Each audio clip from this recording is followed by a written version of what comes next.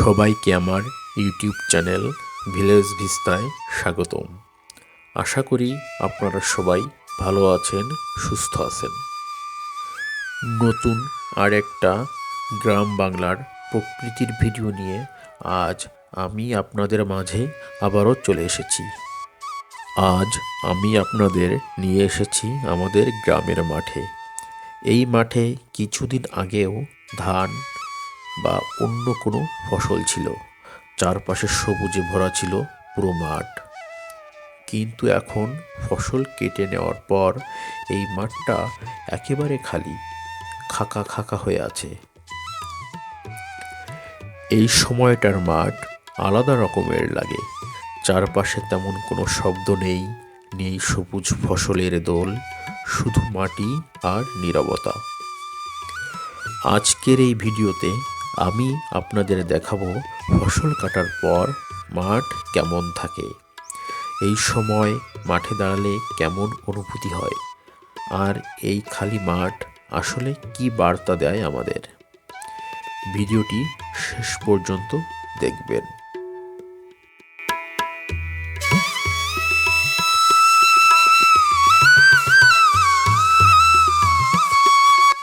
এই খালি মাঠেই দেখা যায় ছাগলের দল ঘাস খেতে খেতে ঘুরে বেড়াচ্ছে।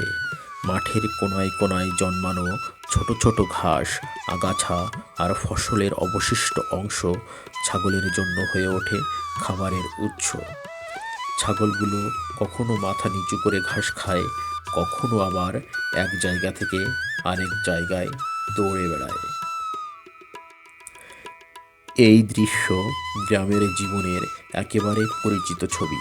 খালি মাঠ আর ছাগলের বিচরণ প্রকৃতির সঙ্গে মানুষের জীবনের সম্পর্ককে আরও স্পষ্ট করে তোলে। ফসল কেটে নেওয়ার পরও মাঠ পুরোপুরি নিষ্প্রাণ হয়ে যায় না। ছাগলের চলাফেরায় সেখানে আবার প্রাণ ফিরে আসে। এই সাধারণ দৃশ্যের মধ্যেই লুকিয়ে আছে গ্রাম বাংলার সহজ সরল সৌন্দর্য।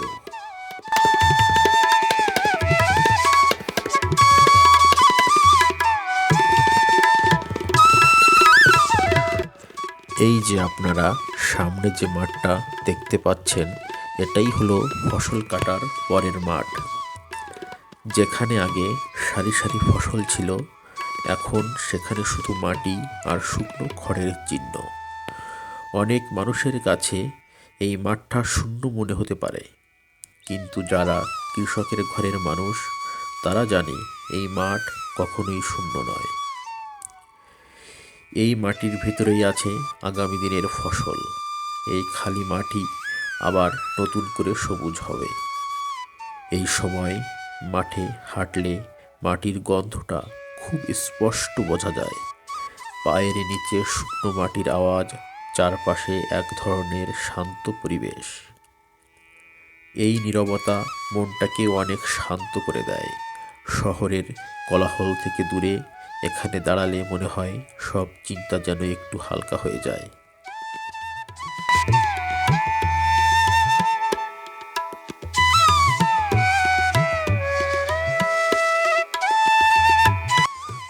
ধান কাটার পর কৃষকদের কাজ শেষ হয়ে যায় না, বরং তখনই শুরু হয় নতুন ফসলের প্রস্তুতি। এই সময় অনেক কৃষক মাঠে সরিষার বীজ রোপণ করে। সরিষা এমন একটি ফসল যা কম সময়ে বেড়ে ওঠে। সাধারণত ৮০ থেকে ৯০ দিনের মধ্যেই সরিষা কাটার উপযোগী হয়ে যায়। ধান কাটার পর শীত মৌসুমে সরিষা চাষ খুব ভালো হয়। এই সময় আবহাওয়া অনুকূলে থাকে এবং খুব বেশি সেচের প্রয়োজন হয় না, তাই অল্প খরচে কৃষকেরা ভালো ফলন পেতে পারেন।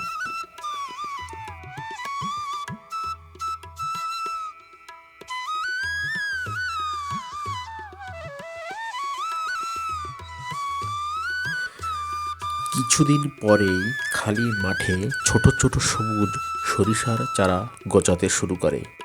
ধীরে ধীরে এই চারাগুলো বড় হয়ে ওঠে, মাঠ জুড়ে সবুজের ছোঁয়া লাগে।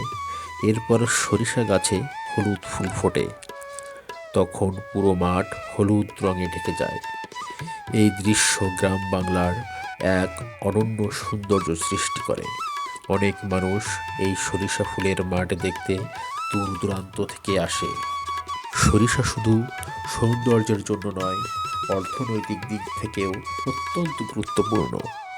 সরিষা থেকে তেল উৎপাদন হয়, যা আমাদের দৈনন্দিন জীবনে খুব প্রয়োজনীয়। সরিষার খৈল গবাদি পশুর খাদ্য হিসেবে ব্যবহৃত হয়। আবার সরিষা চাষের ফলে জমির উর্বরতাও বৃদ্ধি পায়। এতে পরবর্তী ফসল চাষে জমি আরও উপযোগী হয়ে ওঠে।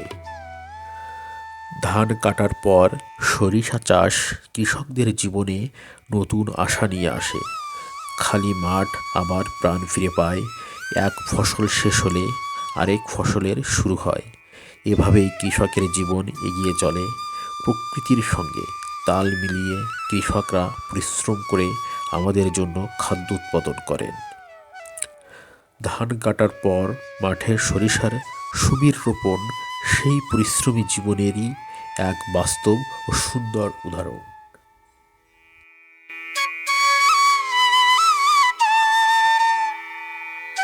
বাংলাদেশের গ্রাম বাংলায় কৃষকেরা জমির প্রতিটি অংশ কাজে লাগানোর চেষ্টা করেন।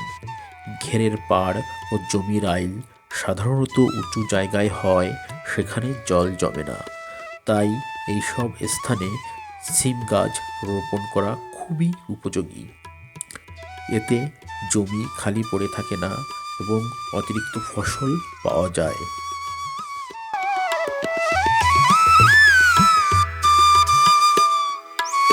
সিম গাছের যত্ন তুলনামূলক কম লাগে। অল্প জল ও সামান্য পরিচর্যায় ভালো ফলন পাওয়া যায়। গাছে ফুল আসে এবং ধীরে ধীরে সিম ধরতে শুরু করে। তখন ঘেরের পাড় জুড়ে সবুজ সিম ঝুলতে দেখা যায়, যা দেখতে খুব সুন্দর লাগে। ঘেরের পাড়ে সিম চাষের মাধ্যমে কৃষকেরা পরিবারের সবজির চাহিদা পূরণ করেন এবং অতিরিক্ত সিম বাজারে বিক্রি করে আয় বাড়ান। এইভাবে জমির আইলে সিম গাছ রোপণ কৃষকের পরিশ্রম ও বুদ্ধিমত্তার পরিচয় দেয়। গ্রাম বাংলার এই চাষাবাদ আমাদের কৃষিকে আরও সমৃদ্ধ করে তোলে।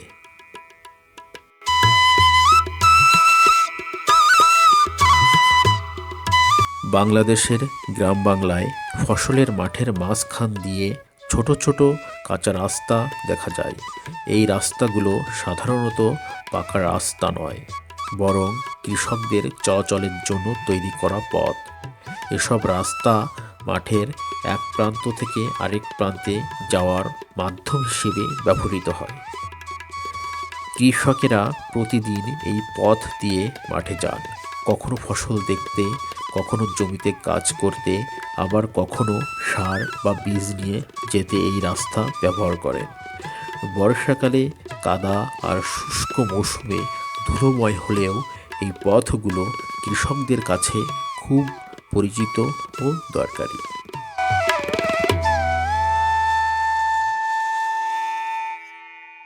ফসলের মাঠের মাঝখান দিয়ে যাওয়া এই রাস্তা শুধু চলাচলের জন্য নয়, এটি কৃষকের পরিশ্রমের সাক্ষী।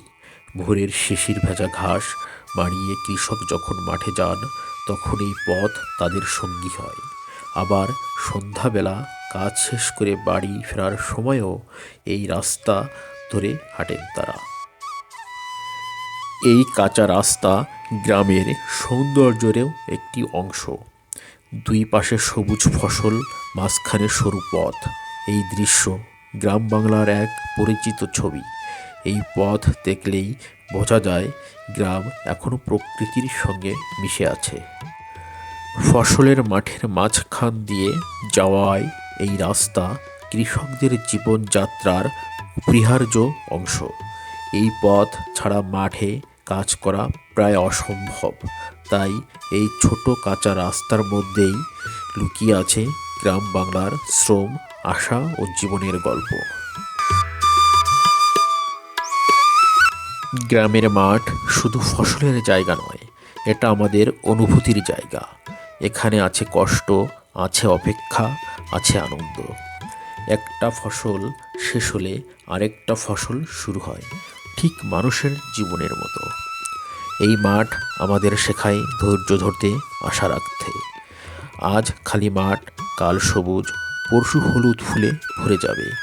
এই পরিবর্তনটাই প্রকৃতির সবচেয়ে সুন্দর দিক।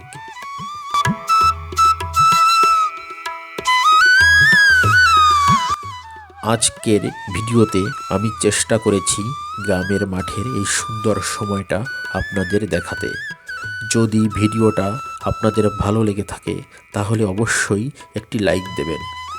নতুন নতুন গ্রামের ভিডিও পেতে আমার চ্যানেলটা সাবস্ক্রাইব করুন। ভিডিওটা আপনার বন্ধুদের সাথে শেয়ার করুন যারা গ্রামের এই দৃশ্যগুলো মিস করে। আর হ্যাঁ, আপনাদের মতামত কমেন্টে জানাতে ভুলবেন না। সবাই ভালো থাকবেন, সুস্থ থাকবেন। আবার নতুন ভিডিও নিয়ে খুব শিগগিরই দেখা হবে।